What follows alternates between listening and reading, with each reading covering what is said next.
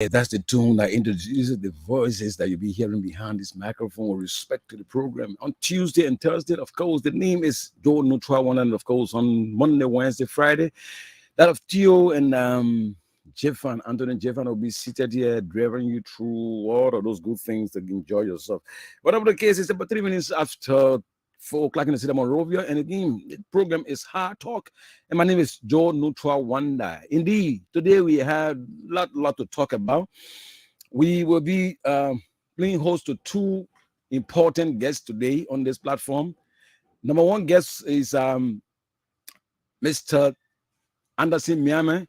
He's the head of Sintai. It's an anti-corruption group. They always talk about AOC society with respect to people who do money laundering and all the different kind of things. They will be talking to us about some of the things that they gains and what they have made so far and what they think about the present visitation of the team from the USA.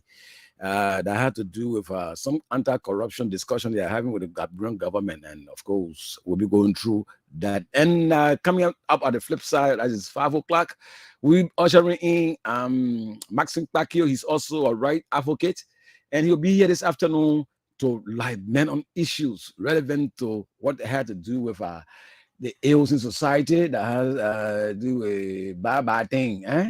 If you so ask me. So let's take a few bars of our team song, and of course, the next thing you'll be hearing will be that of the voices of me and my first guest.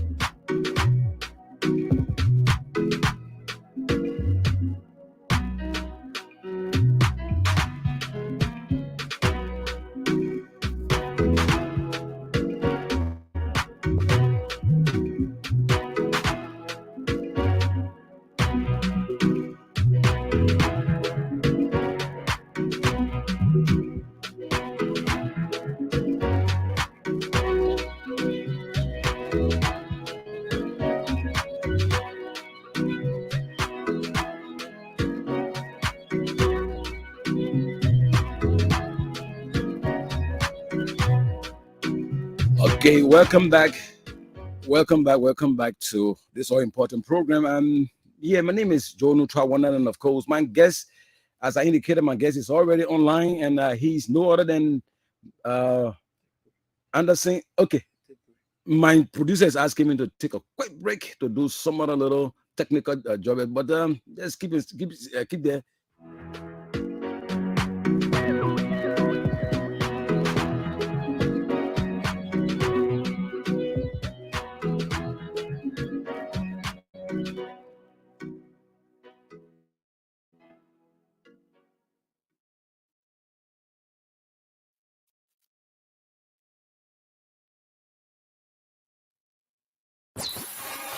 This is the sound of rain, the most powerful radio. 105.1 is your best guide.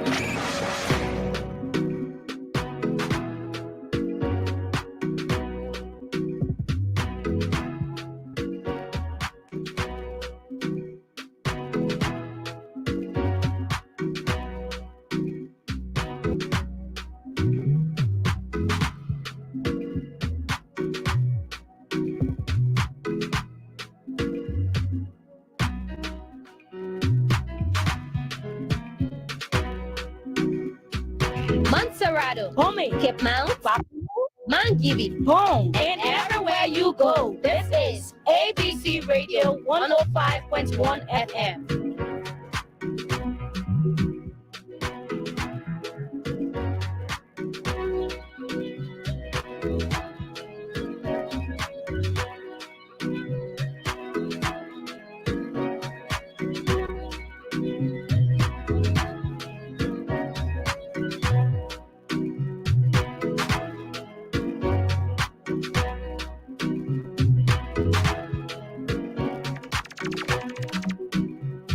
I love you.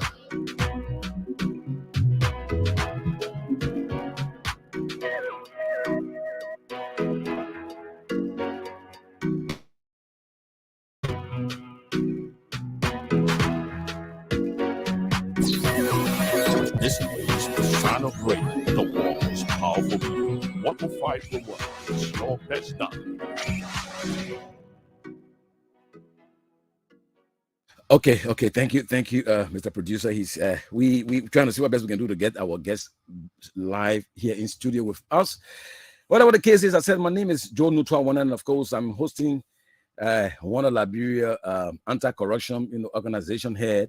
He's no other than Anderson Miame. Miame will soon join me up in studio. Then we'll be discussing up issues relevant to corruptions and what he make up. Then what is it that the gain that they have made so far in the advocacy with respect to corruption in Liberia, and what to make up the team that have visited personally here in Liberia, the American team that visited here in Liberia. What they think about it? I showed they met behind closed door and they discussed, because according to what I'm understanding, my information is that the group, 22% came. They've been meeting with groupings such as their group center and other people around. So, Jeffic Miami will soon be on the line. So, okay, try to see what I can get Miami back on the line. Okay, he's right here on the line already with me. And okay, there he is. Miami is on the line with me. So there we go to talk to Miami. Good afternoon, sir. Yes, good afternoon, Joe. Yes, I'm here. Good afternoon. Good afternoon. How are you? Hello. I'm getting you. Are you getting me? Hello. Hello. Yeah, I'm not getting you, Mr. Miami. I'm not getting you. Hello. I am not getting you. Hello. I'm getting you. Are you getting me?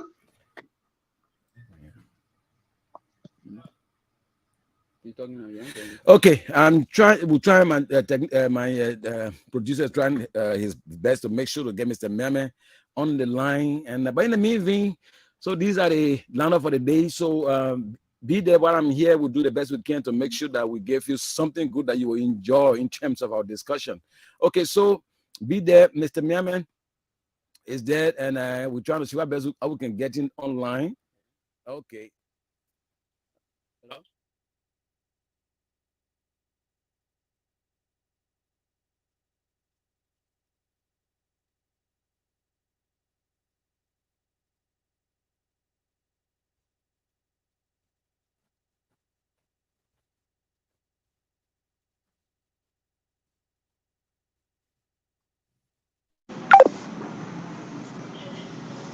Okay, so we trying to do the best we can to get Mr. Miami online. Also, publication on us, my cherished audience, because all because of you, I'm sitting back there and making a radio talk can talk about. So be there while I'm here, and my video technician is no other than Ishmael Smith. He's doing his best to make sure that this show bring the best that it can offer. So just be there while I'm here. The name is Joe Nutwa Wonder. And we'll make sure to do the best we can to give you the best that you deserve as our cherished listener. So I'm there, you are here. In the meantime, the technology now is improved. So don't think that you in Bokonima, we can get you, we can get you wherever you are, even in Butuo, where I'm from. You can also get me up in Butuo. So there we go. Mr. Miami, I show you should be ready now to see how best we can get you on this line, getting the discussion going. Okay, are you there now? I'm here. Hello? Yes, hello? Hello? I'm hearing you and getting feedback. Unmute your mic, yeah. When you unmute your mic, you will get me and I will get you on the side. Hello? Okay, so that's it. We're trying to see what we can do to get Mr. Miami back on it now. Or better still, we'll just go straight and see what we can get in direct, on our WhatsApp, stuff, and then we'll kickstart the discussion, because it's time is fast spent, and we don't have the luxury of time to keep seated here and not getting our way through. So, Let's see what we can do fast to get Mr. Merriman back on the line.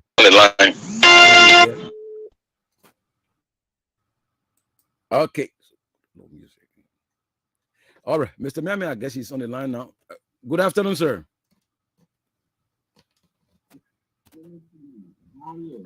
Okay, are you getting me now? Yes, I'm getting some feedback. You're getting feedback. Okay, but it's much better now? Yeah, hello? Hello, yes, I can hear you now, much better. You can hear me too? Yes, I can hear you. Okay. I'm hearing myself in the back. You're hearing yourself in the back. Then you need to adjust your something on your phone, because I'm hearing you loud and clear and I'm getting no feedback. You are live, actually. You are live, crystal clear. Yeah, adjust something from your end there, because I'm clear on the side. So in that case, we could just continue. Okay. Okay. Okay, Mr. Merriman, again, it's my pleasure to have you seated with me. Hello? Hello, yeah, I'm getting you, Mr. Merriman. Hello, I'm getting you. Are you getting me? Hello? Hello, I'm hearing you here. I'm hearing you. You are live. You are live on ABC Radio. Hello? Hello, Mr. Merriman. I'm getting you loud and clear in studio.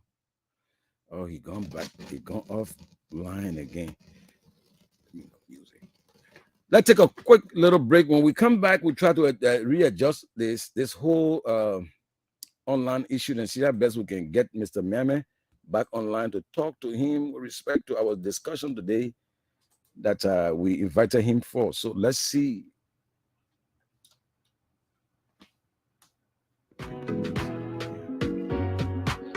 Okay, I can hear you now, much better. Okay.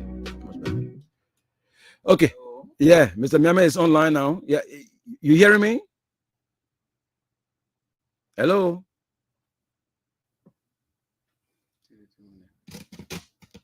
Okay, Mr. Merriman, you hearing me now? Okay, let's see what we can do with the conventional way and to see what we can get our guests on the line, because we are having difficulty actually getting in. Good afternoon, sir. Hello, good afternoon. Okay. All right. Okay, so now I again, it's my pleasure to have you seated in ABC Radio. Thank you. Sorry for the technical difficulty. Right. We were trying to resolve it, but I couldn't. But it's good to be online. Okay. I think we're better here. Okay, thank you very much. Okay, first and foremost, I want you to introduce yourself. I've just said Anderson Merriman, and people listening in my audience don't know who the Anderson Merriman is. Who is this Anderson Merriman? So, Anderson Merriman is Liberian, a young Liberian, a civil society leader, a good governance practitioner, and of course, the head of the Center for Transparency and Accountability in Liberia. I've been around for some time now, contributing in my own small way or ways to the governance process of Liberia, to efforts to strengthen democracy, democratic governance, and more broadly, the strengthening or nurture the culture of good governance in the country. I mean, the principles of transparency, accountability, integrity, inclusion, participation, gender, and the rest. So, yes, that's Anderson. Like I said, I'm the head of the team here at the Center for Transparency and Accountability in Liberia, a civil society organization or a non-governmental organization that is the chapter of Transparency International. And of course, for those who may be hearing about Transparency International for the first time, it is the global coalition against corruption with networks and chapters in more than 120 countries around the world. So globally, when it comes to fighting against corruption or promoting a culture of accountability and transparency, Transparency International is a reference institution, especially a non-governmental organization. I'm glad to be here. Thank you for the opportunity. Thank you to the entirety of the team at ABC Radio for all that you have done and continue to do for Liberia. Let's continue to work together to make Liberia a better place for all of us to live and enjoy. Thank you for your commendation for our able management team here. Okay, let's start from home before going abroad. Precisely, I want to know what are some of the hindrances, or better still, successes you have made in recent past. I mean, different things have happened over the period. As an organization, we're keen about promoting a culture of accountability and transparency in society, in different sectors, in different institutions at national and sub-national levels. Even at the levels of the community schools, hospitals, and the different places where people are represented.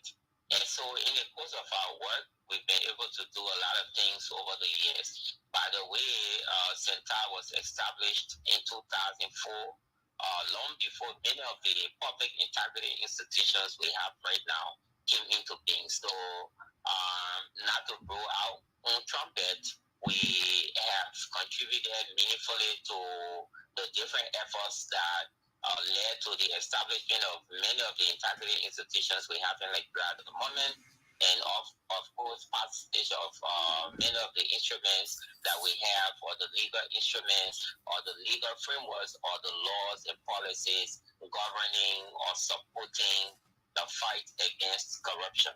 So if we're talking about in part of our work, what have we done? That's one of the first things that we can point to, or that anybody should point to. When we were, for example, in 2005, popularizing what many people do not know but exists, the National Anti-Corruption Strategy. It was the document that was developed by the government of Liberia and partners to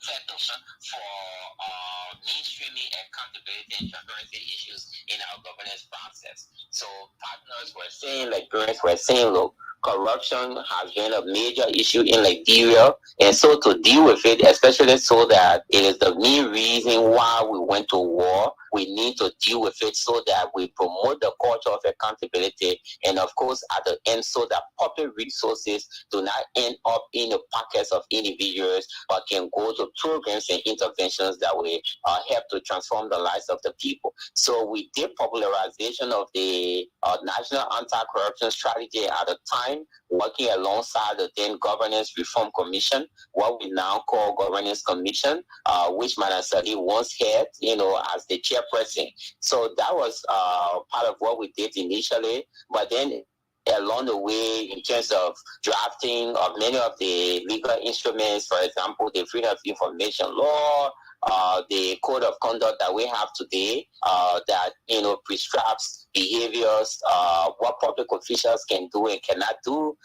We were part of the code of conduct drafting process, and all the other processes that led to passage of the code of conduct by the legislature in 2014, the whistleblower protection, whistleblower protection. I mean, different things we've done over the period. And so, yes, that's one piece. If we are looking at what we have done to contribute towards the legal framework, the laws and policies we have to deal with corruption.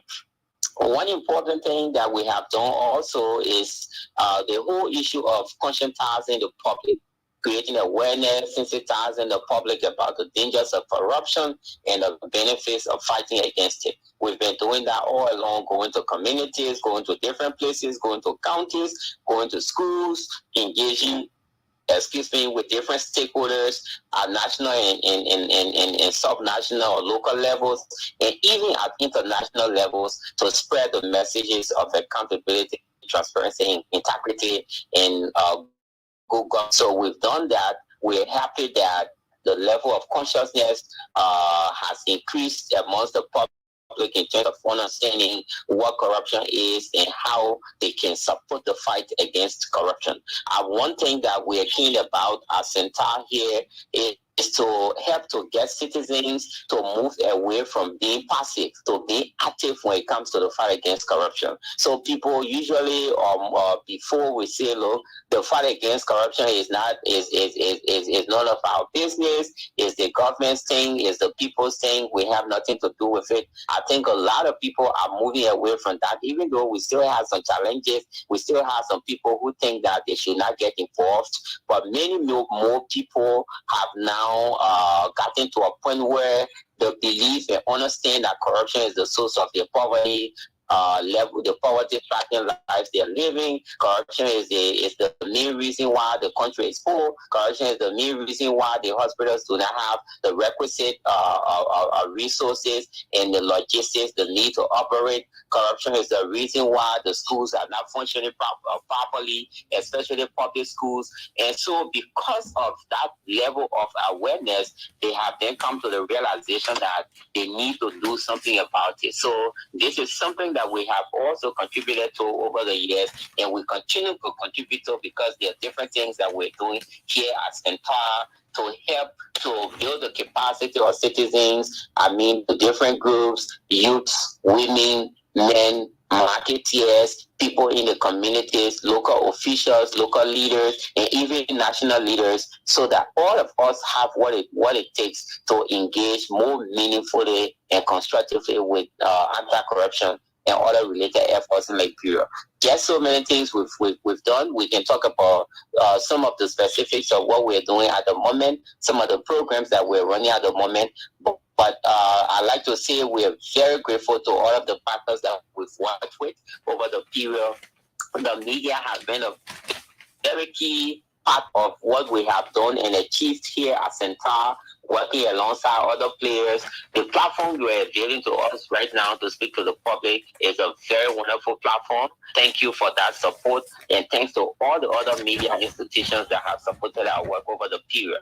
The journalists at the national level, at the local level, and even international journalists. Just yesterday, we were speaking with the West Africa Democracy Radio and talking about governance and anti-corruption issues in Liberia. There are instances where we get interviewed by the VOA, Voice of America, BBC, Al Jazeera, and other international media institutions, just to get a sense of what stakeholders are thinking about the fight against corruption, especially from an independent, especially civil society perspective. So yes, the media has been a key player, a key contributor to what we do, for which we're grateful. Citizens, of course, also have been very supportive of our work. In fact, it is because of them that we continue to do the things that we're doing. Sometimes we're discouraged because the level of results we want to see, especially actions from the end of government, we do not see those actions. But because of the plea, the commendation, the constructive engagement, by citizens, we continue to get motivated to steer the ship, to engage with the process, and we hope that together as we work, we can achieve very key and meaningful results against corruption in Liberia.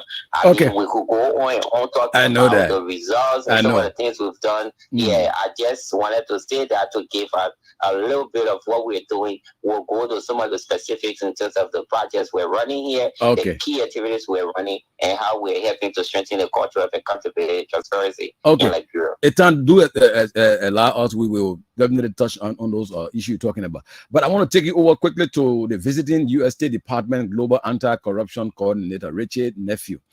He says in a quote that it depends on you, like Centaur, like the journalists, like me, to collect their information with respect to sanction. But now, back home in Liberia, here we are, a nation that people always say that, oh, my man, you think you the Jesus Christ, not saying you better do what you can do. Oh, your friend were there 2 days ago, they were able to build margin for themselves. How are you managing to be able to transform their mind, to disabuse their mind from that kind of mindset? Because Liberians, they are a group of people. It's not something like to say somebody's trying to malign somebody's character.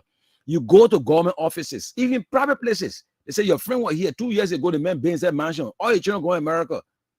from stolen money, that you want to be the Jesus Christ. What are you doing to disabuse their mind to have Liberians changing their mindset that this is their own money they're eating before their future can reach? It is the very culture that we want to erase. And thankfully, people are getting more and more conscious. The level of information out there when it comes to governance, when it comes to accountability and transparency, integrity, is so huge right now. I'll give you a classic example. We're running a youth engagement program here as part of the support we're getting from the Embassy of Sweden in Liberia. We run a national integrity building and anti-corruption program. Initially, I talked about people moving away from being passive to be active in a fight against corruption, reporting corruption issues, signing up to some of the things that we do here, so that they are more committed to the fight against corruption, to speak out when they see corruption and other related issues. We're doing those things. And we run what we call integrity clubs. The integrity clubs are a group of students, young people, men and women, young people of diverse background. For example, persons with disabilities, we have them working alongside with all the other able people to form the club. We give them basic training, good governance training, anti-corruption training, ethical citizenship and all of that. And these students go to high schools and communities to spread the messages of accountability, transparency, and integrity. Guess what? Some of the students that we have been dealing with, have said to us, look, this program has been really rewarding. Initially, we used to inflate the cost or the fees that we tell our parents. For example, if a school told them to pay $500, they will go and tell their parents $1,005, and they will give the $1,005, and they take the yeah. I heard a jingle. I heard a jingle on 1 or 2 stations. I hope that you can bring that jingle here too. That got to say the teacher. The principal asked the ID card man for the ID card man said 500. The principal called the teacher and told the teacher say 1,005. Then the teacher too went and told the student Father US. Then the student went and told the mother is 1,000 almost $10. Then the wife too went and told the husband I think it's $12 or $15. I heard that jingle. So I hope you can make that available here too. So that's exactly what we're talking about, the culture. So one of the students recently, when we had some engagement, said, look, this integrity club thing has changed me. Since I joined the club, what I used to do, I'm no longer doing it. I no longer inflate the different costs. I no longer have money to fees that are charged, at school to exploit or extort money from my parents. So I'm just telling you this to answer to your question about whether or not people are changing. Yes, we have a very huge task at hand in terms of changing the mindsets and perceptions of people. But we're achieving that. We've done some of that at the moment. Of course, we have a lot more what to do.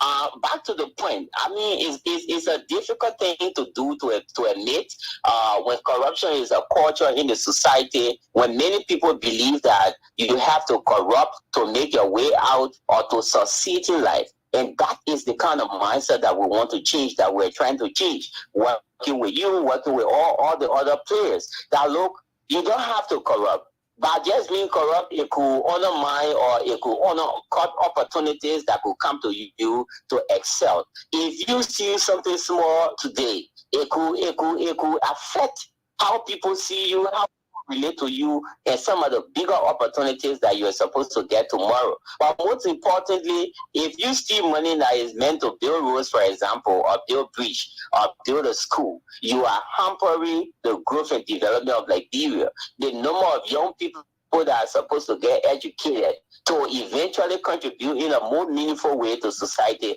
they wouldn't do that because of the resources that you diverted. If you took monies away from hospitals, the number of sick people that go to those hospitals to seek treatment, so that they get some level of relief, they wouldn't get those services because of your corrupt behavior. You could kill people in the process. People, could lose their lives. And different things could happen. So I mean, these are the dangers associated with corruption that we continue to tell people about, so that all of us can work together. First of all, to understand that this is not good for the society, but then secondly, for us to work together to address it. So it's a challenge. We're helping to erase that culture. Of course, it will take time. Thankfully, we've gotten some results over the period. The LACCU there in the media, other civil society organizations, and other stakeholders in government and outside of government have been speaking to this matter and helping. As we move on, we are hoping that we can change that culture. Because, look, as we have said over time, there is no way Liberia will get better. There is no way this country would be like the US, UK, Singapore, South Korea, and all the other countries that are developed, that have paved roads, even though they have their own challenges, but infrastructure-wise, they're better off, their education systems are better off, their healthcare delivery systems are better off. They have, electricity issues, of course, but for the most part, they have stable electricity. We live in a country where, for example, when LEC comes on, you hear the children jumping up and laughing in the community. Yeah. It just shows the level of backwardness, of the country. And this is not to be disrespectful to Liberia in any way. But if you have a situation where people are jumping up, even the elderly people, the aged young people are jumping up because LEC has come.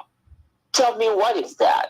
It means that having current is almost like a luxury. Unlike in other countries where there is consistent power supply, people do not even know whether or not power can go. If there's outage, it happens for just moments.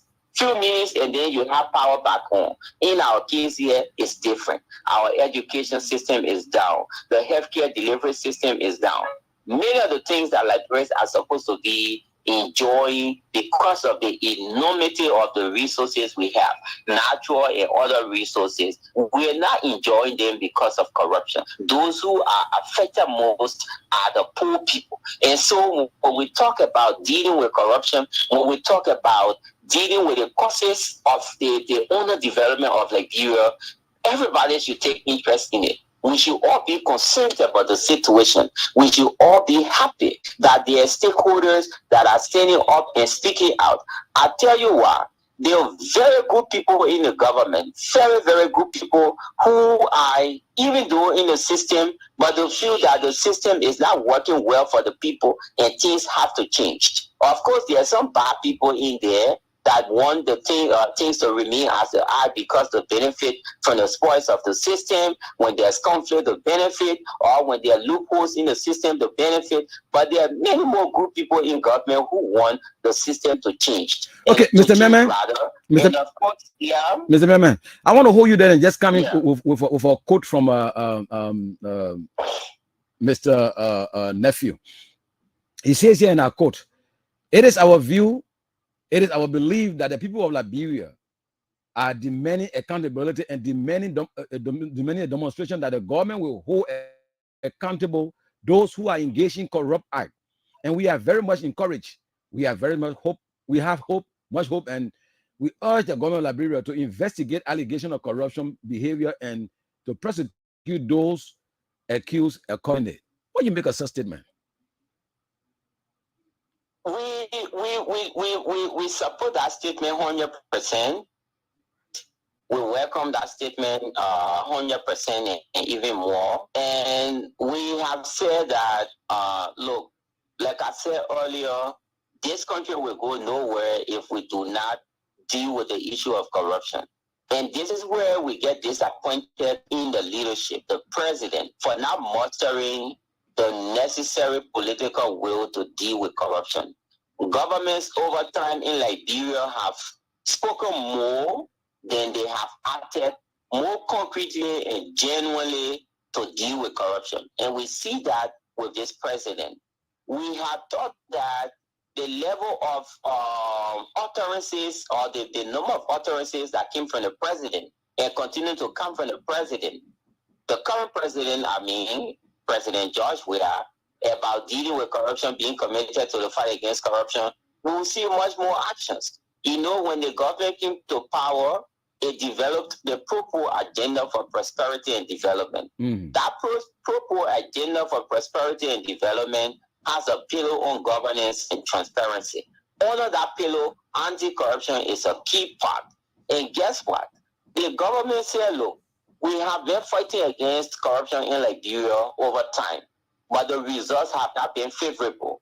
There is this group that I told you about earlier that is the leading global group when it comes to fighting against corruption, especially civil society organization or non-governmental organization, Transparency International. Every time Transparency International conducts this research called Corruption Perception Index to look at the extent to which governments across the world are clean or corrupt.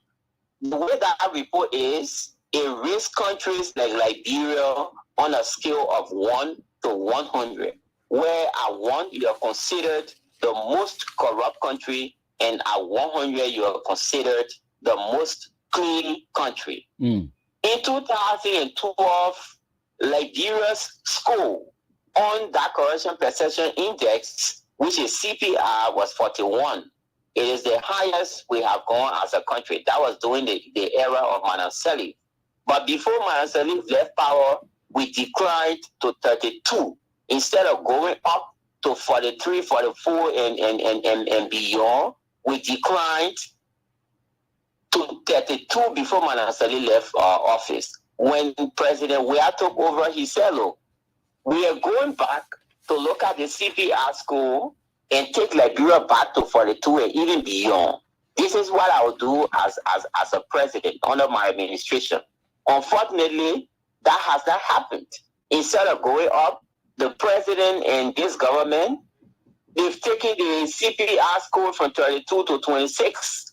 That's what we have last year in the 2022 report, which came up this year. It is not a good sign. It means that our efforts to fight against corruption, especially the case of the government, is taking a downward trend, which is not a positive.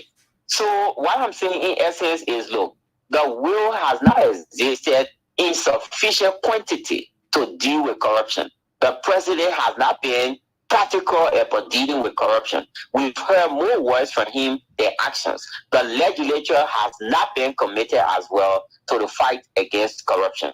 And so for us to achieve very key results broadly in the fight against corruption, we need our leaders to lead by example. The president has to be practical. What am I saying, for example? You have a code of conduct that says declare your assets, your incomes, and your liabilities when you come to government. The law says declare after 3 years. And it also says redeclare when you are leaving government, exit declaration. It took very long time when the president came to power before he could declare his assets. We are not clear if he has done any, if he has redeclared, his assets, his incomes and liabilities, along with his officials, because we're in the 6th year right now, the 5th year going to the 6th, and there's not much clarity in terms of whether or not these people have declared their assets. People were sanctioned and they resigned from the government. When the president spoke, he said they would have been investigated. I'm talking about the last batch of officials that left government.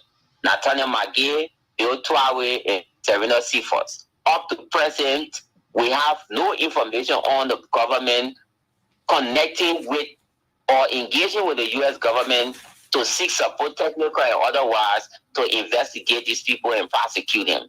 Where is the commitment? Also, there was a scandal that was reported at the Ministry of Foreign Affairs, the Basiru County passport scandal, that somebody that is a senior government official had a diplomatic passport. That issue came up. Of course, passport scandals are very major issues. If your passports are in the hands of foreigners, if they are in the hands of people who are not supposed to have them, They can use the passport to do money laundering. They can do drug trafficking. They can do human trafficking and commit all kinds of crimes across the world. And the name of the country would be used in the process. So we told the president at the time, almost a year ago, that, look, Mr. President, given the gravity of this situation, we think the most prudent thing to do is to constitute an independent committee to investigate this matter. The president didn't listen. He asked the Ministry of Foreign Affairs to investigate itself. Since then, almost 1 year, there's no clarity on where we are with that investigation. People were investigated by the Liberia Anti-Corruption Commission for various offenses committed. People at the Ministry of Agriculture, at the time, those from Legis and other institutions. We haven't seen anything so far in terms of actions on those reports that came from the Liberia Anti-Corruption Commission. There were scandals upon scandals reported at the Liberia Institute for Statistics and Joint Information Services. We recommended to the president at the time to remove those officials and send them to LACC for investigation. He didn't do that. As a result, we had a messy situation with the census. Results are coming up and people are questioning the results, and many people are saying they weren't counted. That's a whole different conversation that we can have. The point I'm making here is the will has to exist. Yeah. It is not enough for the president to say he's committed. Okay, let me come in a little more. You made mention of a decision taken by the president, which come on like late in terms of implementation. Now, according to the code of conduct, official of government who has interest in vying for position, where the code of conduct says that it should leave 12 months ahead to resign. Now we got like 7 more months to the general and presidential election. What do you make of the pronouncement from the president said, asking them to resign by next month? Do you think the people, what do you make of it? So the first thing is the law says there should be resignation far ahead of the elections, right? So the officials in question are already in violation of the law. Those who want to contest that are still in government are in violation of the law. And guess what? The other piece is the president needs to constitute or set up the office of the ombudsman. It is that body that is supposed to preside over issues that emanate from the code of conduct. For example, those who are supposed to resign that haven't resigned. If you are concerned as a citizen to complain these people, it is that office of the ombudsman that you are supposed to take that complaint to. The president, for reasons best known to him, to himself, has not constituted that office of the ombudsman. For 6 years, almost 6 years, he hasn't done that. If I'm coming quickly, let me just, I want to interject that they can answer it too. Since the ombudsman have not been established, now people violated deliberately because they shouldn't tell me say that they didn't know all of the clauses within the code of conduct. Now they have gone 5 months because you're supposed to resign 12 months ago. You refuse to do it. You are gone 5 months. Should we say that the president should constitute a body that those people who already got interest to vie for elected position that have eaten 5 months of their salary to restitute them? These are the things that the office of the ombudsman should be addressing. Yeah, it's not established now. It's important that laws are followed, laws are respected, and that is the problem we have in Liberia. We have very good laws, even though we need to strengthen the laws we have or add additions to those to the instruments we have. But if we were to fully implement at just 40%. I'm not even talking about 50, 60, 70, or even up to 100%. If we were to implement the laws we have at just 40%, we will be far ahead of where we are. But because the laws are just on the books, for the most part, they aren't implemented, they aren't executed. That's why we have many of the problems we have. So the code of conduct is very clear. Constitute the office of the ombudsman to preside over cases or issues that emanate from violation or compliance with the code. I give you a classic example. An issue came up concerning the chairperson of the National Elections Commission, regarding awarding contract to somebody that is connected to her. I mean, the Elections Commission. LACC took on that matter and they went to court. Guess what? The court threw that matter out because it said that it wasn't the court of the institution with first jurisdiction over that matter. It is the office of the ombudsman that is supposed to hear that code of conduct violation. The court threw the matter out. Imagine if we had the office of the ombudsman constituted. So it's just part of the lack of political will that we're talking about, limited will to genuinely support public integrity institutions to improve the legal framework and the environment. And don't get us wrong. We are not saying that certain things have not happened. Some things have happened. For example, the government has maintained these public integrity institutions. That's laudable. We've indicated that in our reports. Every now and then we have the opportunity to talk. We can say that maintaining these institutions is good. Of course, they have financial constraints. Thankfully, LACC, GAC, and a few institutions have been receiving increases in the budgets, but there are some institutions that have experienced a decrease in the budget, especially in the 2023 budget. I mean, public integrity institutions, but that has been happening. For example, if you look at the amendment to the LACC law, LACC was dissolved. Basically, what you have right now is a new LACC. There were things that we were pushing for, especially direct prosecutorial power to the LACC. The government inserted, or the executive and the legislature inserted other aspects that we have spoken out against as civil society actors. So, I mean, we have to do a whole lot. Civil society will be playing its part. The media will be playing her part. Citizens will be playing their parts. Development partners will be playing their part. But the onus is on the government, the president, the legislature, the judiciary. These are our leaders. These are the people that are supposed to be leading by example. These are the people who are supposed to be overseeing the fight against corruption. If they do well, all of us will do well. If they don't do well, we will have problems. And we continue to have problems because they have not been leading by example. And so it's important that we say this so that everybody gets the information. There are some people who may be thinking, I thought, the president has been making appointments at these public integrity institutions. Yes, he has been doing that, but he has delayed in constituting the leaderships of these different public integrity institutions. For many years, almost 2 years, the Internal Audit Agency did not have a head. It had somebody acting. When Batin Yensua, the late Batin Yensua died, it took almost 2 years before the president, who is at IAA right now, Internal Audit Agency, to be appointed. What stopped the president from making timely appointment at the Internal Audit Agency? The same thing with the Bureau Anti-Corruption Commission, Governance Commission. For many years, the Governance Commission did not have a leadership in terms of the chairperson. People were acting. People were serving as officers in charge. How can we have that? How can we have these things happening? Where is the attention to integrity building and anti-corruption effort? This is what we're saying. So, look, Joe, like I said, we will go nowhere if we can't deal with corruption. That is the biggest problem we have. We will go nowhere.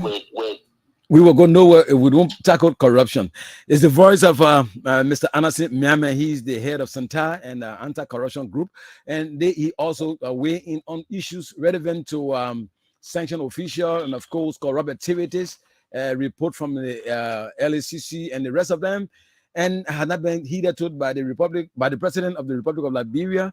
And honestly, I want to hold you down and see whether we can maybe let me just squeeze in one more question, and we can go to the phone lines and talk to our audience. I know a lot of people following us now, both online and that of in country, and they want to be part of it. So lastly, from my end, it says here on code again, they say on one day of its inception, the Biden-Harris administration declared corruption a national security threat. Since then, the administration continued to exert pressure on its allies to exercise the political will in fighting corruption. Do you think that Liberia being your allies with America, she actually adhering to the Biden's administration that consider corruption, what do you call it, security threat, a national security threat? We're not doing much of that. Our government is not doing much of that, and that is why you heard the visiting U.S. government official sounding the way he sounded when he was interviewed by Clarence Jackson 2 days ago. He sounded very passionate, and I'm sure you heard him also saying that, look, we're looking into several cases to come up with new sanctions. When Clarence asked whether any sanction will be coming up soon, he said yes, they are developing cases, gathering evidence. I mean, it's clear we are not doing enough. For example, I told you earlier about the officials that were sanctioned. A president that is committed to fighting against corruption, a government that is truly committed, would have gone back to the Americans to say, look, you have sanctioned these officials. We want you to please help us with the evidence to investigate and prosecute these people. Can you help us with the evidence you have available to you so that we take these people to court to either convict them or acquit them? It's in the best interest of the sanctioned people to go to court so that they exonerate themselves. Maybe the U.S. government does not have sufficient evidence. Maybe they have.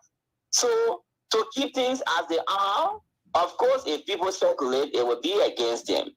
So the very good thing the government can do, or these people can do, is to push the government to contact the U.S. government to investigate them and take them to court so that they can exonerate themselves. If they are guilty, they can be. It can be. If they're not guilty, they can be set free. That is what the process is supposed to be like. But because the will is not there, the president or the government has done practically nothing to the best of our recollection. And so as we move on, like I said, we have to be serious. If we're really doing enough to deal with corruption, we wouldn't be hearing some of the statements that we hear from our international partners. If you heard the American ambassador speaking to all of them, sounding very passionately about the issue of corruption and how we can deal with it. He was comparing Liberia to Singapore, that we have almost the same number of people. Right. But Singapore is far ahead of us. Because and here we are, very poor. Because they consider corruption a public enemy number one.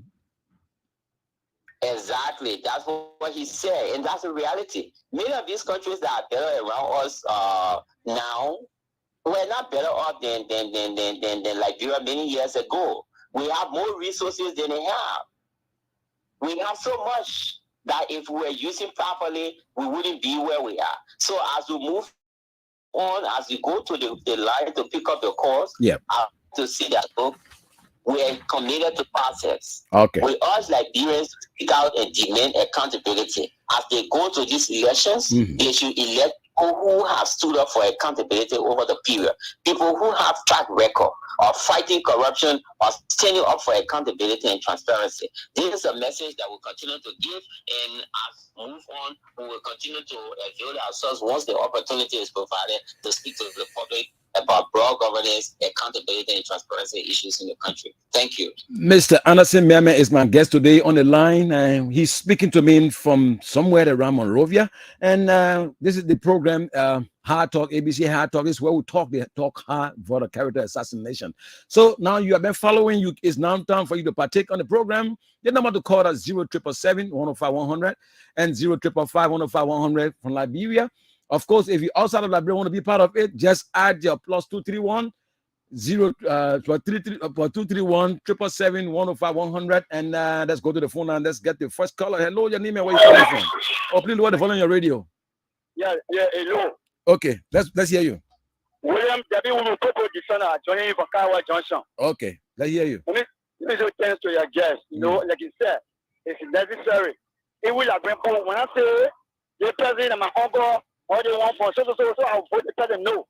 I'll vote the on track record that they are corruption free or whatsoever. They will do that, man, but that brother, there's somewhere that we want to get. But we want to do our own thing, they will not get there. Thank you so much. Okay, thank you for your call. Okay, let's go back to the phone at 0777-105-100 and 0555-105-100 number to call. You'll be live up in studio. And the program is ABC Hard Talk, and I'm today playing host to Anderson Miame, one of Liberia anti-corruption hero, and he's my guest, and he's on the line, and I'm talking to him directly from. Let's go back to the phone lines. Hello, Yanima, where are you calling from? Good afternoon. Good afternoon, sir. Yanima, where are you calling from? My name is Andrew Subandi. I'm president of 20th Street. Okay, Mr. Sumani, just let me hear you, sir. Yeah, they're listening to Mr. Nyame. Okay. Okay, but you know, as what something thinking about while he was deliberating. Yeah. You know, the people of the kind of job he does. I think he's at liberty to meet the president. My question to him is this here. Has he ever made effort to go to the president, Mr. President? Why haven't you, done so with, for example, Ambush man? Why haven't you done this? Why not this? And my question, what I wonder about. Okay. Okay, he listened to you. Thank you very much for your call. 077-105-100 and 055-105-100 number to call. And again, those of you outside of Liberia and want to be part of the discussion, you can just add +231 777-105-100 or +231 555-105-100. The number to call and let's make it interactive. We're talking about corruptions and the visiting team from the USA. They are indeed indicating that the government of Liberia is not doing much to fight corruption. You need to make sure that corruption becomes public enemy number one, because the Biden administration declared corruption, they called it national security threats. Let's go back to the phone lines and talk to another caller. Oh, we missed that call. 077-105-100, 077-105-100, 055-105-100, the number to call, and you'll be live up in studio. Anasi Meme is my guest this afternoon, and we're discussing issues relevant to corruption here in Liberia. So we don't have a luxury of time, so that cannot give out time to maybe at least 3 more calls or 4 more calls, because we have another segment that is coming on right after 5. So whatever you are in Monrovia, want to be part of our corruption discussion here in the studio, you can call on. Okay, let's go to the phone. Hello. Hello. Yeah, Nima, where are you calling from? Yeah, I'm calling from Johnsonville. Yes, sir. I hear you. Yeah, I want to say thank you for everything it's all being said. Corruption is very serious, but so there's a need that the government tackle corruption very tightly, because oh, your line is kind of bad, my brother. Won't you mind calling back if you so desire to get your voice heard? Let me leave you there and go take the other call. Hello. Good afternoon, sir. Mr. King, I'm calling from the Buja Island. Yes, I hear you, boss. I want to thank my brother for the level of professionalism that he brings to the job. The only way we can make that job better is that we stop the corruption, because we believe we work 30-45 years. Like we are not letting the because of corruption. And so we are corrupting our country. They don't have no space in our society. We shouldn't be hating it, because the resources of this country is basically all like this. They don't belong to certain people, but we kind of lead our country, and then at the end of the day, we go start free. So we welcome the attention, and for me, I want more attention to the the only way the government will accept the city. Thank you very much. Thank you too for your call. We do appreciate it. 077-105-100 and 055-105-100 number to call. Let me see if I can take the last 2 calls, and of course, I give my guy the chance to give me a parting comment, because he's a very busy person. 077-105-100 and 055-105-100 the number to call. Let's go back to the phone line. Let's take this call.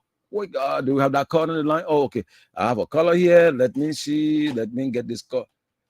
Hello? Are you there? Hello? Hello? Hello, you hear me? Yeah, I'm hearing your name. Where are you calling from? My name is Anthony Joseph. I call from 540. Okay, let's hear you, boss.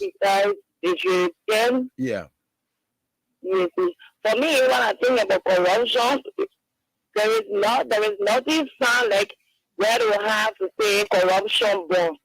Because once they sign that law, corruption bond, and it has some limit where you have, like, if you are found guilty, you will have certain penalty for you. So in a corruption bond, like, they have 3 counts. Like when you go through the process and you are guilty, probably the law will hold you, like, you go like 4 years in prison. Yeah. And then if you go to 4 years in prison, if like you have the money in your account, the government will have to retrieve that money back. Again, if the government cannot get exactly the money that you have in your account, probably your property that you have, and equivalent to that a greater amount of money, they can seize that from you as well. Okay. And also, when you come from that person paper, when you leave it, you will not step in no other government entity. It's the same. I think when we do that, it will be better. But just saying corruption without no president said is no use. Okay. I think so. Well, no president said and also pray that on our after PS Grill in this should win because he has a lot of ideas. Okay. Thank you. Thank you so much for the show. Yeah, you bring some money, then you can talk about your aspiring. Yeah. Thank you very much for your call too. Hello. Hello. Yeah, your name and where you calling from? You been our last caller. Let's hear you. Okay, this is Samson Capel calling from Central Freeport. Okay, Samson, you're live. Yeah, people can easily say, "Oh, you even in studio they say you are corrupt." But let people speak with facts when it comes to this kind of discussion. You know, we agree that there's corruption, but people coming to this platform will come with detailed evidences. And, you know, you can't just say corrupt. That is the American government. I mean, American ambassador is saying that you don't just say something out of your mind because you have some, you know, level of hate against the person. And then what happened in Liberia? You know, I think we should start that level. You know. Thank you very much. Okay, Tamtin, thank you very much. You've been the last caller. So, Mr. Miame, I guess you heard, you're following up, your compatriot has spoken with respect to their concern too with what they had. So you can address it, and of course, you take additional 2 minutes to be able to give your parting comment, sir. Yeah, thank you, Joe. Thank you for bringing me on. I think most of the callers agreed with what we said. There was a question that I didn't get very clearly. The first question. Okay. So yeah, if you could just restate what the president said because I wasn't getting it very clearly. Setting precedent was it the last caller or the first caller you're talking about? No, the first caller. Oh yeah, I can't say verbatim actually. But what you understood, just go ahead. Yeah, I can say verbatim. Yeah. Yeah, the last person talked about coming to the discourse with evidence, and of course that is what we emphasize at Centaur, that we have to be honest about the conversation. We have to be sincere as we discuss the issue. Are there corruption issues in Liberia? Yes. Are there governance issues? Yes. You know, there are signs. So the way corruption is, we may need some time to even talk, you know, have a deeper conversation and go into the details about the definitions and all of that. So the way these things happen, nobody calls you to say, oh, you know, I'm here, let me take me the money here and all of that, come and grab me. You wouldn't get that. That is why we have all these laws, for example, the code of conduct to serve as a safeguard. So that when you come to public service, you can declare what you have. If you have 10 buildings, you declare. If you got 100,000 USD in your account, you declare it. If you got nothing also coming to public service, you declare. Once you do that, when you are in power, then people begin to track your activities. When you are leaving, then they also track your activities and say, look, this person came in government with only 10,000. They worked for 10 years or XYZ no more years. And this was their salary. Reasonably, they will acquire XYZ, no more properties, value at this amount. But when you see, for example, people indiscriminately spending, like we saw in the case of Nathaniel Magee, I mean, he's a classic example. He had virtually nothing before coming to government. But in no time, he was one of the richest persons around here, dishing out money to the extent that he even went to Bone County and said, look, if we are stealing, if we can steal and use the money here, that's better than people who steal and take the money away. So I mean, these are signs. Will people see him taking money? You know, no. But did he have those resources before coming to power? No. Is his salary in government or the salary he was making, can it allow him to sustain his family and build the houses he built and do all the other things he was doing? Of course, no. So I mean, these are things that people can see. You will hear speculations, but then are the speculations genuine? Do people have reasons to be suspicious? And that's where we come in to say, look, the laws have to be implemented. the code of conduct has to be implemented. LACC has to investigate. So, I mean, generally, the callers basically agreed with the things that we're saying, and we're happy that people are becoming more and more conscious. We need more practical efforts. As I close and take leave of you, I'd like to say thank you for this opportunity. Our doors are always open to engage. I'm pleading to our leaders to lead by example. The lawmakers have to lead by example. The president has to lead by example, even with ourselves. Myself here, yourself there. There are journalists, young journalists who look up to you. The things you do as a journalist will set the foundation for them. So if you're doing the wrong things and they hold you in high esteem, that is exactly what they will do because they feel you're doing the right thing. And so it applies to me, it applies to the parents in the homes, it applies to everybody. We have to stay away from corruption. We have to do the right things. Corruption is not just about what happens at a higher level. If you steal money in the home, if you get money as a woman to go in the market and you take some for unauthorized purposes and you bring small, to cook, it is also an integrity issue. If you make your salary and you do not take everything home, you lie to your fiancé or your children, it's also an issue. These are all issues that we talk to people about. Okay. Of course, in the midst of everything, we must say that our leaders have to lead by example. They have to set very high standards by which they can be judged and standards by which we can judge other people to say, look, this is the standards that have been set in the country by the president, by the lawmakers. All of us have to live according to this standard that we can all help to make Liberia a better place. Thank you. Thank you very much. Thank you.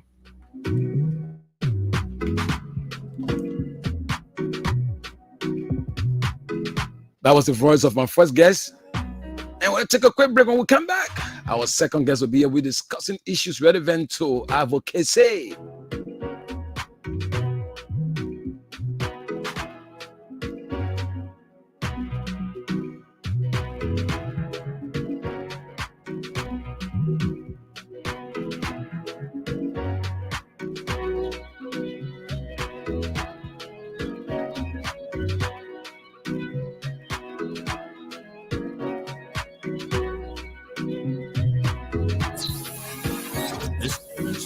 Of rain, the warmest, powerful beat.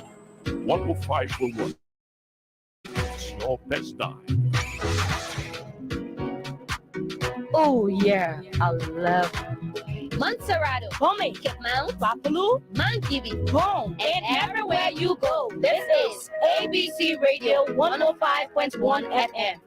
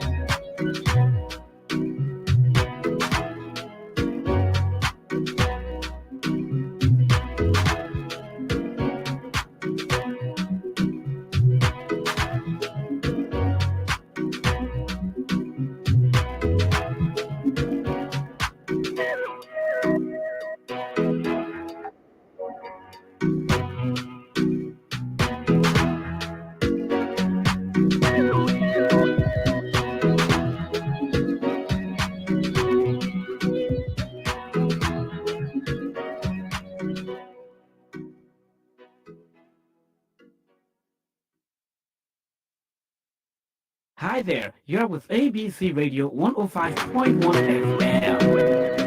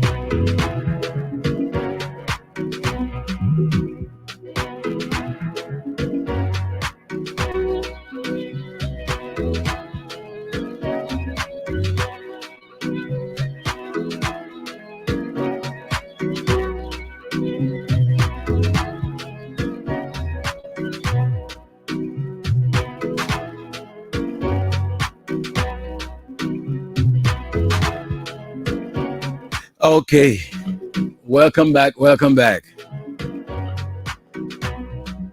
Trust me, my guest is caught up in the traffic, and we're trying to see whether we can link up with him again by way of phone,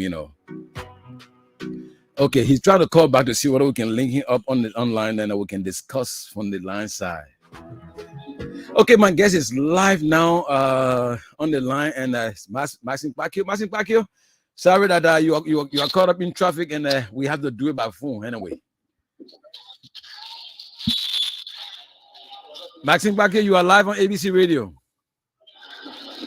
Joe, thank you very much, and it's a pleasure by way of phone. Let me raise my apologies. Yeah, it's not easy to move around here. I know. But I do apologize to all of the listeners, but please bear with me. Okay.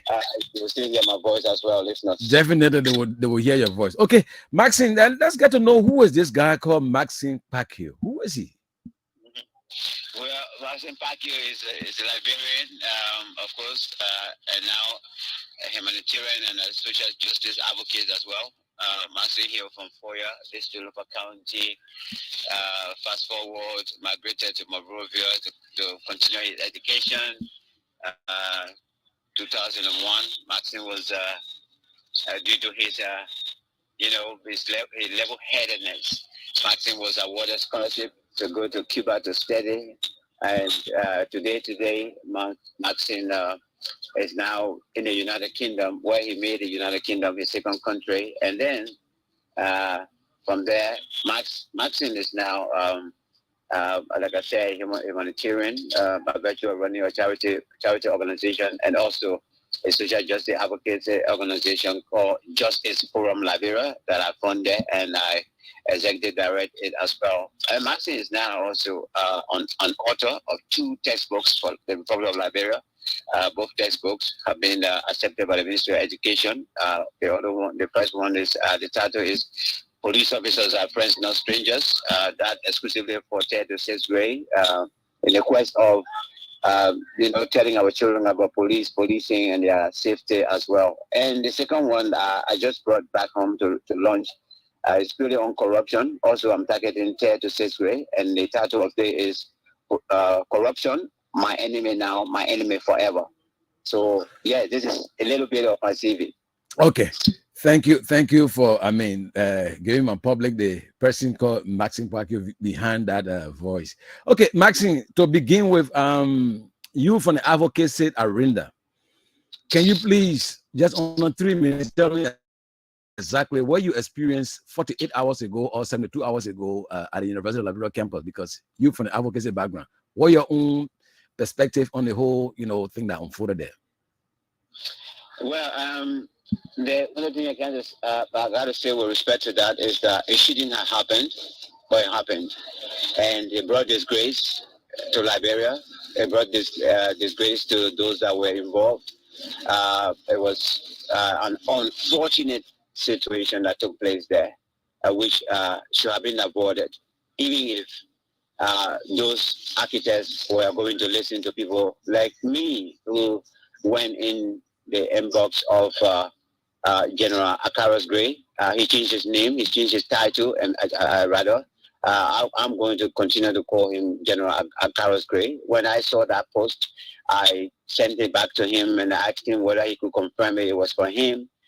He couldn't respond. And then the next message I sent was to give him my candid advice and calling on him to drop this issue of going at the University of Liberia to have lunch, and calling all of his students that he's supporting there to join him on lunch. We saw it as an provocation.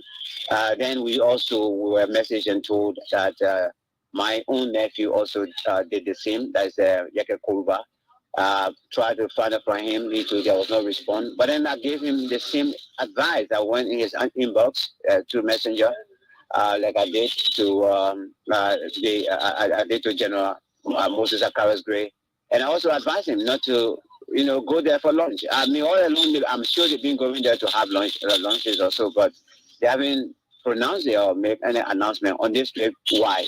So I saw it as a huge provocation exercise that they were doing, and which ended up with people being bloody up as well. So it's in a nutshell, it shouldn't happen, but it happened, and then it's now a disgrace to themselves, to the University of Liberia, and Liberia at large. Well, sir. Okay, now let's continue. So tell me, in your recent visitation to Liberia, what are some of those things that you think worth talking about, since you came back, because you always in and out of Liberia. Now tell us this time around, what are those things that you are seeing at a way forward for our nation, or better still, as a pitfall that is not keeping you going, but rather we're retrogressing? Well, a lot going on, and that's why by the moment we came, we extended our hands that we wanted to meet with the British ambassador, and we also wrote and we asked that we meet the U.S. ambassador. We also wrote and asked that we meet the European Union ambassador here. All of them consented. And then we started our meeting. We already met with the British ambassador. And as usual, we put a lot on that table, including electioneering and the pre-campaigning that is now going on in Liberia and has engulfed the entire nation. It shouldn't be. It's still going on. And also the issue of corruption. We reminded them that corruption is still going on in Liberia. The issue of bad governance that is still being practiced. And the reason we decided to do this is to remind them that yesterday they spent huge amount of money here to make sure that the 40 years of heroes, come to an end. And so we reminded them that whatever that caused the war yesterday, those practices are still being seen and being practiced. So it's better they begin to talk now before it's too late. And also we met, the issue of, ritualistic killings or anything that's connected to that. We have been involved in at least few cases. One was a 50-year-old right in Mount Barclay who was murdered on Christmas Day. She was just 15, and her body parts were removed. And we got into that. We've been trying to help the family to either recover or to get justice as well. The issue of reminding the government herself as well that still people are complaining and that there is a need for them to actually for the government to rekindle herself and do those things that are supposed to be be done in the proper perspective. That includes the issue of pay. We're talking about civil servant pay. Up to now, the government is behind in terms of looking after our people who are now in the employ of the government as civil servants. This is not fair. This is not good. And we reminded the government as well, through the Minister of Finance, that indeed they need to do something more and do something better, so that at least our people can have some kind of a decent life. Those are working. So these are some of the things we'll be doing. We also just hopefully by next week we'll be giving an attention by the Committee on Health at the lower house We have approached them. Some part of last year, we approached them and we got concerned about the issue of shisha. I think at once upon a time I sat down to the studio there. We talk about shisha. Yeah. We started out to reinforce it with kind of a petition or so and so. And so now that we put this together, we've been calling for this meeting. We want to do a formal presentation of our findings to the body. So they are putting themselves together now. Hopefully by next week, we will be meeting the Committee on Health to do a formal presentation on the issue of shisha smoking and selling in Liberia, which of course we are calling for a ban to be placed on it. So these are some of the issues. And what we decided to do as well, while we're waiting on them, we have been going from one school to another across Montserrat County, educating our children on the effect of shisha smoking as well. So almost every morning we can do about 2 schools every day. So that's why we've been busy doing as well. And we are there. What they say you're doing too about besides the shisha smoking? What about the drugs that has been taken in schools now? Because grade schools now are involved with drugs business. Children are taking drugs in their lunch, boxes. Are taking drugs in the kanyam, making it out of case mean and other kind of thing, taking it in school. Do you also try to talk to them on those things? Well, of course, indeed. We are not leaving anything behind, even what we call, perhaps, people can say common cigarette. Cigarette is not common. Any something of that matter will cause you, health hazard in the future. So all of them. And that's why we stood firm to 2020, 2021, up to now. We are still, talking about drug use. And we are still talking about these substances for them to be policed well, and make sure that government actually begin to, put measures in place, punishment in place for anyone that will be importing drugs, that will be selling drugs there, and even consumers to be happy to help them. So everything is included in our campaign. You remember the drugs law, according to them, was passed, but what we are not seeing the kind of enforcement that when somebody is caught with drugs, they should be heavily punished. We're not seeing that, and we want heavy punishment to be leveled against anybody that they will be caught, and drug issue is attached to their name also. It needs to be properly investigated and quickly handled as well, so that we can begin to set precedent for the sake of our children and grandchildren that are growing up in this country.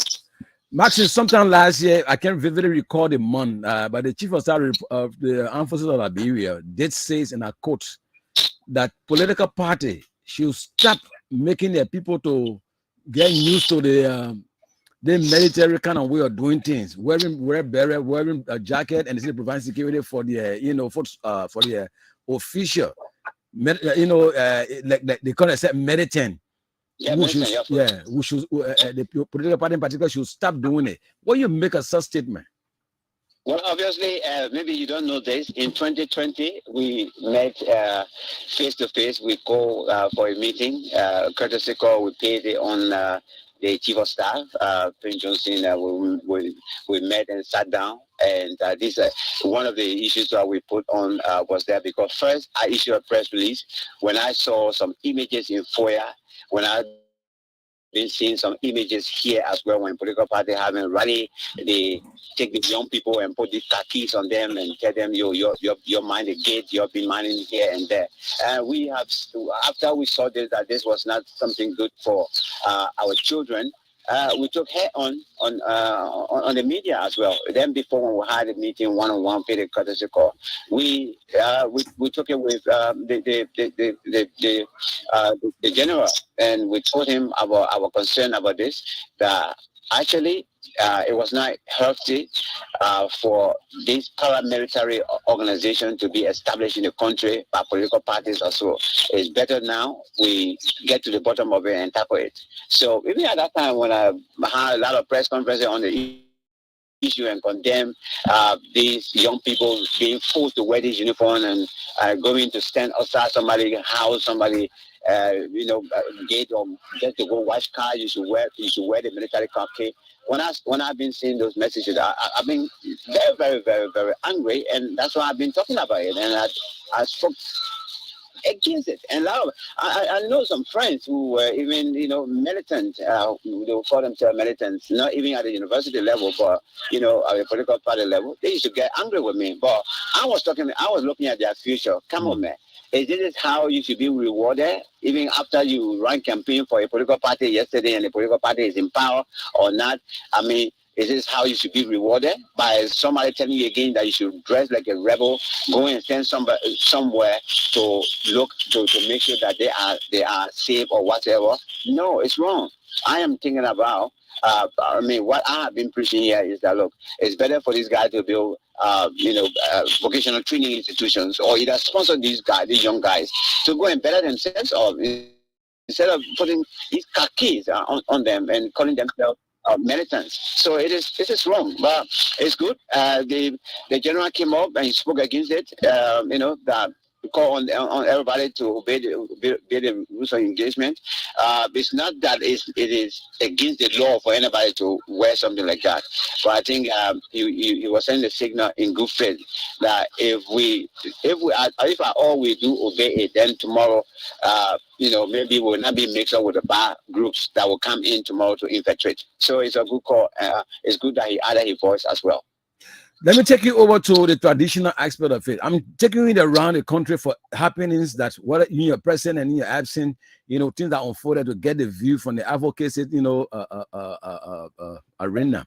Now, the government of Liberia, through her partner, has succeeded in Montserrat County to put stop to the female mutilation or something. Genital mutilation. Thank you. What you make of it? Because isn't the Montserrat, this thing is hardly talked about. But outside of Montserrat, people still there, say that thing there, that your business, our tradition will not leave it. You're a traditional man. What do you make of it? Thank you for qualifying me as a traditional man. Yes, indeed. When I was growing up, I saw the practices going on. But that is it, veteran Joe. This is why education, has come to light. When you can even born in the very, very downtrodden home, but through education you can advance yourself. I am very, very glad today I am in that zone as well, including yourself. And advancing myself, when I landed in the UK, by the way of information, I have been involved in raising the profile of female genital mutilation in the United Kingdom. And there's a huge campaign there against it as well. Because is it practiced there also equally by Africans? Yeah. Our people, everything that we practice here, they took it, they have exported it there. Wow. And that's why the United Kingdom now they came more strongly after our vigorous campaign against it. They came more strongly. If you are caught, the fine, I think, is about £10,000, and then you will still go to court and you still go to jail. So now it's not a play thing over there. Because victims have come out, they have expressed themselves, and they have said it.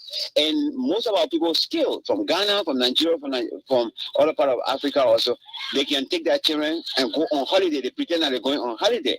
Then they go and cut the children. So when the children come, most of them sometimes they can report to their school. So based on that, the government took serious steps on it. Now, nobody can play with female genital mutilation in the United Kingdom. You go to jail for more than 5 years. And Liberia should be of no exception. I think we have to move forward as well. I mean, findings have come from the scientific point of view that medically it is not good. And so I would like to continue to add my voice on it, especially in the context of Liberia, that indeed this thing should stop now. Let's find a way that we can educate our older people. Let's find a way that we can convince them as well. But this thing, the cutting of girls, women, is not good. Yeah, let's stop it. Because we understand there is huge health implications attached to it. And I have listened to stories in the UK where victims are explained and told us the actual effect and how they are living today, how they regret what their parents did to them as well. So I'm in for it. Female genital mutilation. We should stop it, Liberia. We should stop it. There's a voice of Maxine Bakio. He's my guest, still online today. Yes, all of my guests are online. Yeah, indeed. So, but there's no distant in technology. Whether you're on the sea, you're on top of the moon, we can still talk to you. So he's my guest. We're talking about, we're going here, there, Yana, with respect to what is unfolding in Liberia, because he's from the advocacy background. We thought to just drill him through some of those things that have been happening back home in Liberia. Now, Maxine, as we try to continue the discussion, and maybe Jeffy will be getting to the phone lines because you got other things to do on the other side there. I want to know from you, from my end, as I close on this interview before I go to the phone line. From the look of things, the president came out today to say that official government who are interested in vying for elected position should please make sure that before the 7th of April, she resign. But the code of conduct says 12 months to election she resign. Do you think, I asked the same question to my first guest, do you think those people who are deliberately sat behind their desks and are eating the genuine money belongs to Liberian people under the guise that they are still working with people Liberia, but yet they got interest in going into elected position? Yeah. They should restitute the money because they're gone more 5 months now. We got only 7 months to the election. Veteran, the same more thing. They just said it is unfortunate that we are still, practicing the bad way of behaving, and we call ourselves government official or big people. I think we crafted a document known as the Code of Conduct.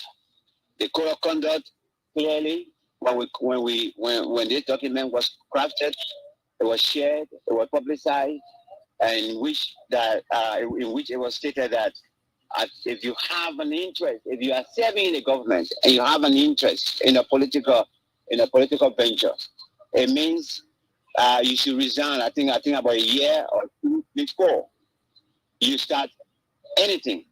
Unfortunately, as we speak up to now, disgracefully, these guys are not doing this thing, and they haven't been punished for doing this. It is unfortunate, but the only thing I can say, look, a veteran, it just probably the president just want to say that he just want to say a few words, and he said something about this. But I know definitely, in fact, it's overdue. We got 7 months to go or so. I mean, what are you going to tell somebody? These guys, they want to be in power and corrupt the system so that they can build their empire up and run their campaigns. That's why they do these things. And so, for me now, I just feel kind of disappointed that people will look at documents that is put together, and warning them not to do this, and they will blatantly put that document one side and ignore the rest of the country, their concerns. It's disgraceful. It's really, really unfortunate. But here we are again. This is Liberia. It's hard to say. This is Liberia. It's hard to say. But the president says, and I quote, in his the executive order that was issued, that he don't want to remain there to use the public fund for the campaign funding. Who is going to reinforce what the president has said? That's what I'm waiting for now. So you're talking about executive order, meaning it supersedes any other law. Yeah. So who is now responsible after the president have made a statement to actually enforce the law? That's the president are supposed to wake up now and start to do their work, because the president's been saying it already. But again, should the president have to go and put a different committee together to make sure that they investigate who is who and who is doing what? It shouldn't be that way. So that's why I'm saying that sometimes we can get talk, especially the executive want to talk. Somebody say you should talk, even though you are not even going to push it after talking or so. So for me, I just taking it as it means that somebody just saying something, but probably it's not anything that's going to be reinforced. The voice of Maxine Bakio. He's from an advocacy background, Justice Forum, and he my second guest today to conclude our today's presentation. And now you have been listening to him, and I guess most of you have been following both home and abroad. You want to be part of the show? Yes, you can call now on 0777 105 100 and 0555 105 100. We've been talking about diverse issues. We didn't limit our discussion to just one topic, but we've been going around talking about, you know, the incident at the University of Liberia, where he gave his own kind of opinion on it. And we talk about the issue that had to do with the Chief of Staff of the Republic, the Armed Forces of Liberia, who also said that we should not allow the foot soldier to be military people. And of course, the female genital mutilation issue, we talk about it. And of course, the code of conduct. So whatever you feel satisfied to talk about, let us know, and by way of calling on 0777 105 100 and 0555 105 100, number to call. Or better still, if you're out of the country and want to be part of it, just add +231 777 105 100 and +231 555 105 100. Let's hear from you, Liberians, wherever you are, and following my discussion this afternoon. This is ABC High Talk, where we discuss the issues, no matter how high it may be, but vote of character assassination. So be part of it. And while we are here, you are there, and Maxine is on the other side. We got 20 more minutes to go, but in reality, we got like 15 or 10 minutes to go here on this platform, because we have to get a chance for other programming to come. Maxine, while we are waiting our caller, perhaps another thing that you had on mind that I forgot to ask of you, you still have the opportunity to talk about it. I just want to reiterate this. I started this morning on one of your sisters' radio. The issue about the fracas that took place at the University of Liberia. My recommendation, because we have already written and sent communication complaint to the U.S. government, to the ambassador, the UK government, to the ambassador, ECOWAS, and the United Nations as well. We have asked them, Justice from Liberia, have asked them to please get involved and help us with the investigation. On this occasion, we don't want people to go with impunity. What happened at the University of Liberia, like I say, I will repeat, it shouldn't have happened, but it happened. And so all of those that are responsible, including the university herself, the university herself should take some blame on the issue. The General Moses Akaras Gray should be held responsible. My own nephew as well, Yeke Koluba, should also take responsibility as well. The Sioux Party, they also should take responsibility as well. All of those that are involved, the police, that is the Ministry of Justice should indict herself by virtue of the police being standing there when somebody was being mocked to the point of dying. They are also supposed to be called upon to give statements. All of them. We ask the government to please do not let this acts that were committed on that university campus to go, or for anybody to get away with it. We will be setting a bad precedents. We will be setting a bad record. There is no way I will accept it for anybody to come and remind me of the 14 years civil war viewers that took place in Liberia, when an estimated of 250,000 people died. Then somebody should come to remind me today again that yesterday they were a general and still they are still general at this particular point in time. And that is the lack of Moses Akaras Gray. It was really, really, really disgraceful act for him to have even referred to himself in that manner. So we call on the government, please institute an immediate investigation, full-fledged investigation. So, Maxine, if I'm to ask you, Mr. Pacquiao, the Senate, in the deliberation, they are calling on the pro tem to actually liaise with the House to investigate this matter, to come to a proper, conclusion. Because in their world, Mr. Honorable Gray shouldn't have gone beyond it because it's a statement. Now, that one. Two, do you think that the attitude of Mr. Honorable Akaras Gray will affect the CDC, given the fact that election is just around the corner?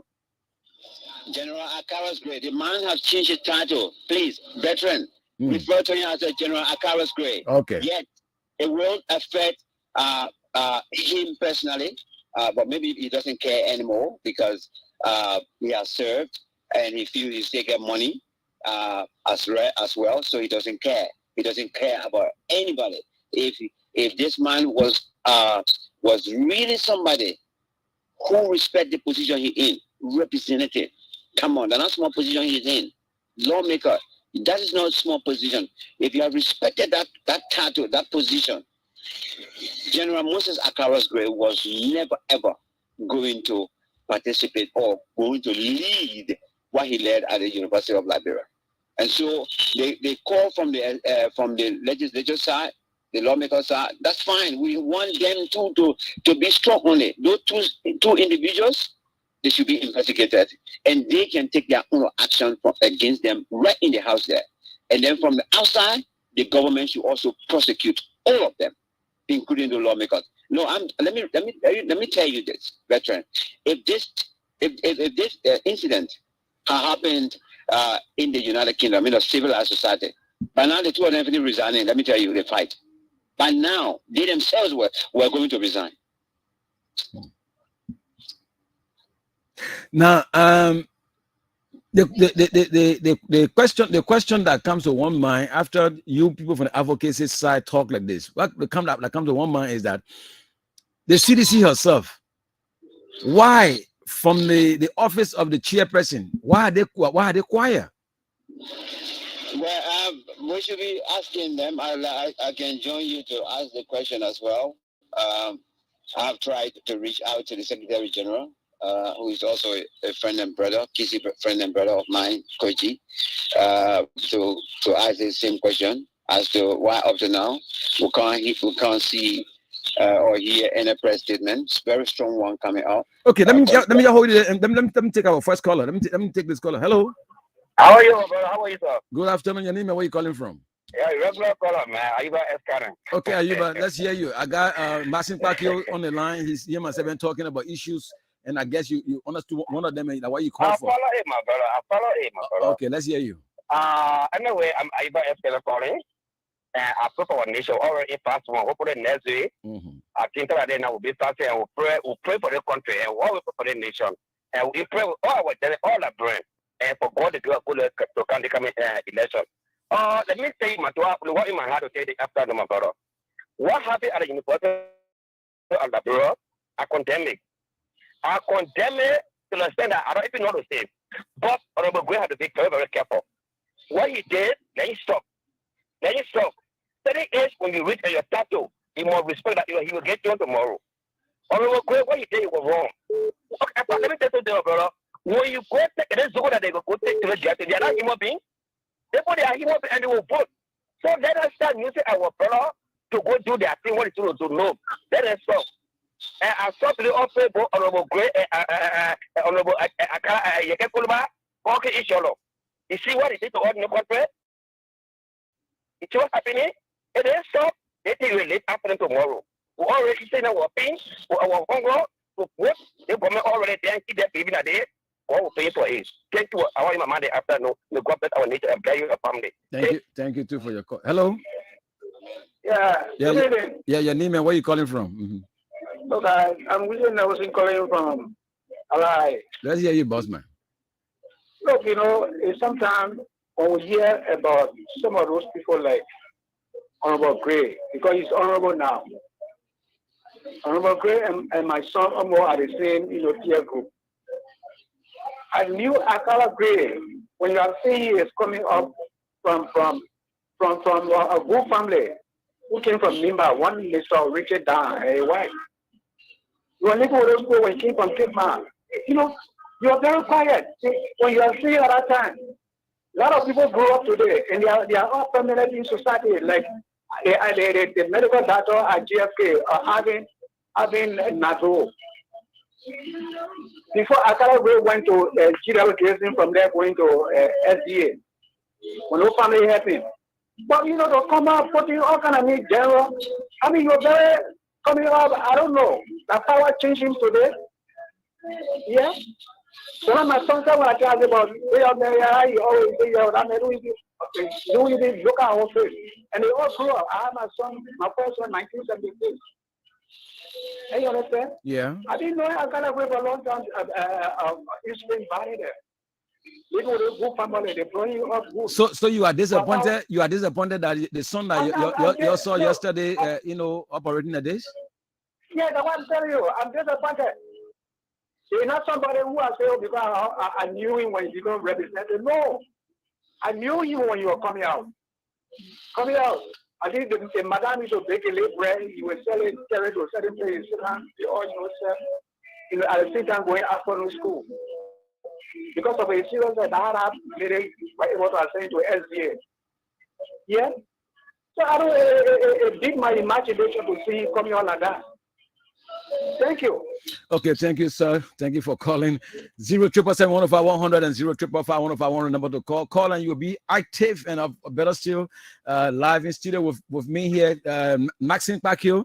Mr. Maxine Pacquiao is my guest online. Due to the traffic congestion in Monrovia today, he couldn't make it on time and at the time of fast spend. And I thought that we could do it on phone because our flyers already carry his his name and picture. So I thought to do due diligence to the discussion by making sure to get onto him on the other side. But honorable, not honorable, you're not honorable. Yeah, you, Mr. Pacquiao. Yeah, Mr. Pacquiao. Yeah, honorable. Akara Grace says in a quote, anybody who go against an inch of the law of Liberia will not go scot-free. You think the question I asked on the platform was, when did he become police director? When did he become the chief of staff of the armed forces of Liberia? When did he become the justice minister? Please help me, my brother. I'm asking this question. The statement he made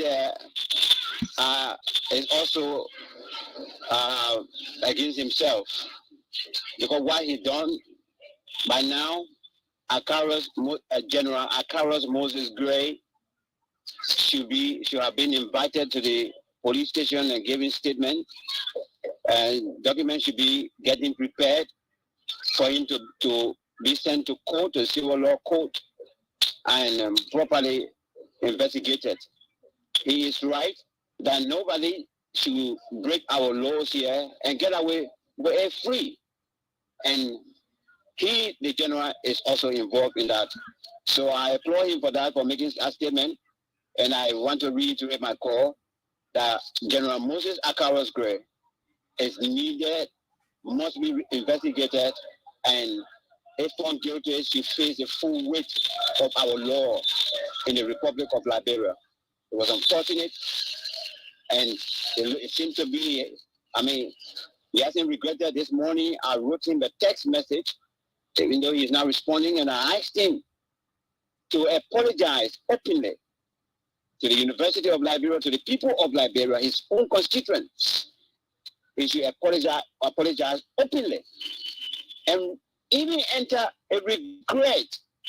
Let it come from his mouth and say, I regret the incident, and I promise not to do it again. I wrote in the text message. That's exactly some of it I'm taking out of my mouth to share with you guys. This is why I told him this morning. I also told Yeke Kolba this morning. They all have to do this. My information, Yeke, I think by this time is having a press conference. By this time, I should probably he may show some remorse. Let's hope. Yeah, let's hope he will be. And maybe if I may put a tattoo back on him, if he should be if at all he want to be an honorable man, then he should behave. He should behave honorably.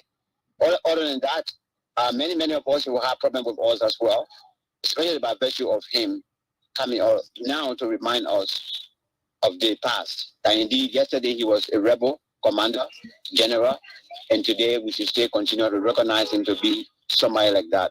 It's sad in the Liberian time right now. It is very sad, and I do sincerely I apologize as well for what happened, and say sorry to all those who got wounded.